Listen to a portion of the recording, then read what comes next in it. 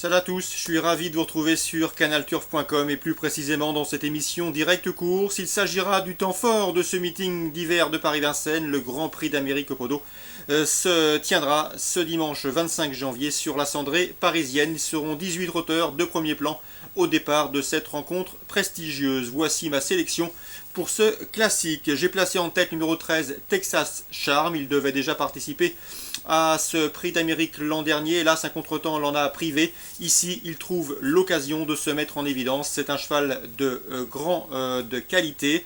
Il avait été enthousiasmé lors de sa victoire enregistrée dans le prix René Vallière, où ce jour-là, en dépit d'une faute, il avait contourné le peloton pour s'imposer en véritable champion. Sa préparation était axée sur cette tentative. Il a remporté le prix du Bourbonnais avec la manière. Je le pense ici capable de s'imposer et pourquoi pas offrir un premier groupe 1 son fidèle partenaire Julien Dubois, qui pourrait ainsi marcher sur les traces de son grand-père Jean-Pierre Dubois, vainqueur notamment avec Imour, de son oncle Jean-Étienne, ou encore de son père Jean-Philippe, qui lui a remporté cette course il y a 2 ans avec un certain Royal Dream. Bref, ce numéro 13, Texas Charm, constitue à l'évidence un candidat au succès, au même titre que le numéro 15, Up on Quick, deuxième de la précédente édition. Pour lui aussi, la préparation s'est bien déroulée. Il a terminé deuxième du prix de Bourgogne dernièrement. Il aurait pu s'imposer avec un meilleur parcours.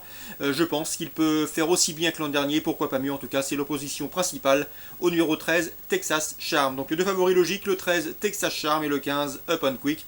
2 chevaux de tout premier plan. On le reposera le numéro 10, Suivant Duval, qui vient de prouver sa forme il y a 15 jours en s'imposant dans le prix de Belgique. Je le pense ici capable de monter sur le podium. Le numéro 16, Thiego Détang, récent deuxième du prix de Cornulier, sous la selle dernièrement, il est en forme.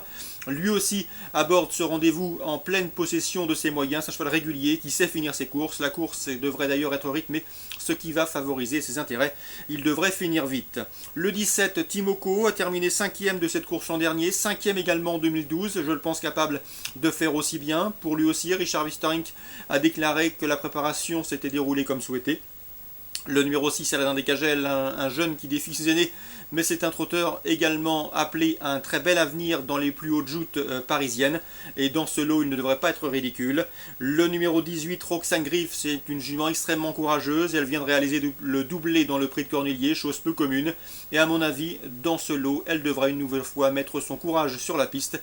Et pourquoi pas grappiller une place. Notez qu'elle terminait 4e de cette course en 2014 et 2e en 2012. Malgré ses 10 ans, elle reste compétitive. Le numéro 4, Solvato, pourrait bien venir corser les rapports du Quintet. Il a remporté le prix de Bourgogne devant Up on Quick, et dans ce lot, je pense qu'il est capable de s'immiscer dans la combinaison gagnante de ce Quintet Plus. Résumé chiffré pour ce Grand Prix d'Amérique édition 2015. Le 13, Texas Charm, le 15, Up on Quick, le 10, Suivant Duval, le 16, Thiego Détang, le 17, Timoko, le 6, Aladin Descagel, le 18, Roxane Griff, et le numéro 4, Solvato. En cas de nous partons pour le regret, je citerai le numéro 14, Maven, la jument américaine, qui monte progressivement en puissance. La suite du programme à Vincennes, dans la première, le prix Jacques-Andrieux, une épreuve de groupe 2. J'aime beaucoup le 115 Uppercut du Manche, irréprochable au fur et à mesure de ses sorties. Il collectionne les bons résultats sous la selle, rien ne s'oppose à une confirmation, si ce n'est son rendement de distance. Il devra en effet rendre 25 mètres au numéro 3, Ukarza du Benjo, en constant progrès et au mieux. Au 113, Texas de Litton, qui a terminé 3e de cette course l'an dernier.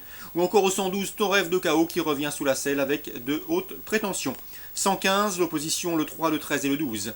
Dans la 5e, Athos des Elfes, le bon Athos des Elfes, le 510 revient au trot monté. Il s'y est exercé dernièrement à Vincennes, l'essai était concluant, donnant entière satisfaction à son entraîneur Joël Vonnenkot. Mieux vaut donc lui accorder crédit dans cette compétition. Le 510, Athos des Elfes, à mon avis, il constitue un rival sérieux pour le 507 Amazon du Dollar ou encore le 505 Alpha Saltor, respectivement affichés 1er et 3e du prix Émile Riotto le mois dernier sur l'hippodrome de Paris-Vincennes et sur la grande piste, un parcours de 2007. 510, 507 et 505. Enfin, dans le prix Charles Tiercelin, la 7e. J'aime beaucoup les concurrents français qui me semblent en mesure de dominer les visiteurs, notamment les nombreux visiteurs transalpins. Le 701 Bold Eagle, indiscutable chef de file de sa promotion. Le 708 Brillantissime et le 709 Billy de Montfort, malgré une situation derrière Autostart peu enviable, peuvent compléter le podium. 701 Bold Eagle pour la victoire, 708 et 9 pour les places. Concernant Cagnes-sur-Mer, j'ai pas mal d'informations à vous transmettre, notamment en provenance de l'écurie Chavat. Le 204 Cache du Pontieux a débuté victorieusement en début de mois sur le parcours qui nous intéresse. À mon avis, dans ce lot, il doit pouvoir préserver son invincibilité, sachant que l'écurie a en point de mire la coupe, mais même s'il gagne, il partira avec un bel engagement dans la coupe le mois prochain, donc attention à lui. C'est un cheval estimé, le 204 Cache du Pontieux, un poulain estimé qui y affronte une nouvelle fois des rivaux à sa portée. Dans la suivante, encore Arnaud Chavat avec le 304 Blacky de Cambron.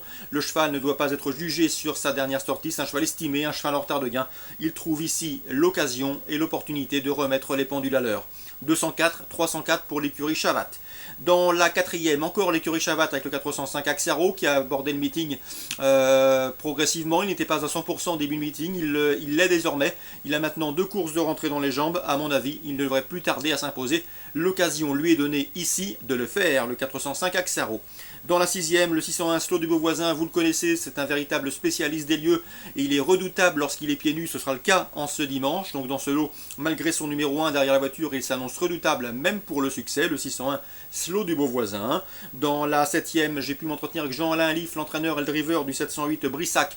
C'est un cheval qui est meilleur corde à droite, mais il fait face à un bel engagement et s'il peut bien négocier les tournants corde à gauche, je pense qu'il peut s'imposer car il a la pointure d'un lot comme celui-là. C'est un cheval dur à l'effort, qui n'a besoin de personne, qui a besoin d'enrouler une course de loin. Il va donc lancer la course sans doute aux 1000 mètres et à mon avis, il peut aller au bout connaissant sa tenue et son potentiel. Seuls les virages peuvent éventuellement poser problème pour ce 708. Brissac, il a la pointure, il faut qu'il tourne correctement corde à gauche.